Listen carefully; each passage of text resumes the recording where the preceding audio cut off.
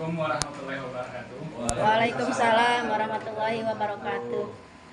Terima kasih Bapak-Bapak sekalian. Pada siang hari ini izinkan saya Sulfikar Abdullah, asisten Yelin Ganesha, membawakan materi membangun budaya resiko sebagai bagian dari program Sadari. Membangun budaya resiko sebagai fondasi sukses untuk operasional perusahaan.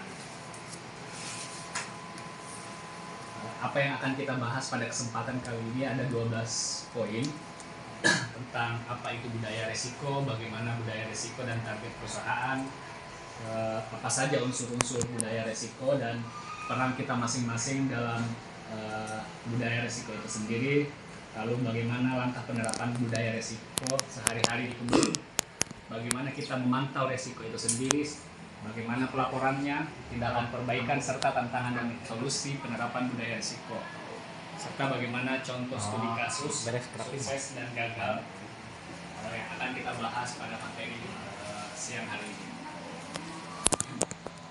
Apa itu budaya risiko? Sebenarnya secara formal, budaya risiko adalah cara berpikir dan bertindak kita bersama dalam mengelola ketidakpastian atau risiko untuk mencapai tujuan. Namun sebagai orang kebun, bahasa kebun, budaya risiko ini sebenarnya adalah kebiasaan kita di kebun, kebiasaan kita sehari-hari. Apakah dari budaya risiko ini kita mau cari aman atau kita mau mengambil risiko, tapi harus terukur. Budaya risiko ini terkait soal sadar, peduli dan bertindak terhadap risiko. Contohnya, kita sadar ada risiko pencurian karet. Apakah kita peduli untuk menjaga dan bertindak untuk melakukan patroli atau membiarkannya begitu saja?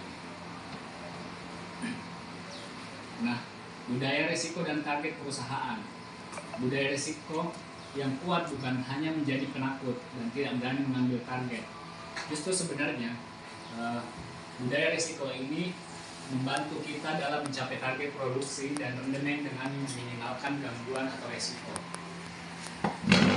Selanjutnya mengurangi kerugian atau akibat hama, mencalong atau pencurian, dan menjaga semua orang di kebun dan pabrik tetap selamat dan sehat, serta reputasi baik, kebun kita dikenal bagus, patuh aturan dan tidak ada masalah karena budaya resiko dari diri kita masing-masing dalam usaha, dalam kerja dalam usaha.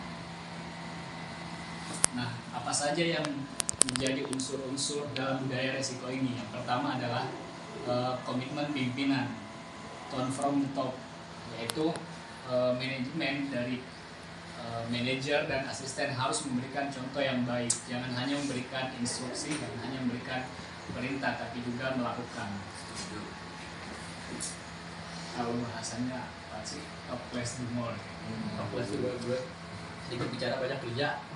Yang kedua adalah tanggung jawab jelas. Di sini harus jelas siapa penanggung jawabnya dan untuk apa. Semua orang punya peran dan tanggung jawab masing-masing. Siapa yang memantau resiko hama misalnya, siapa yang menjaga aset, siapa yang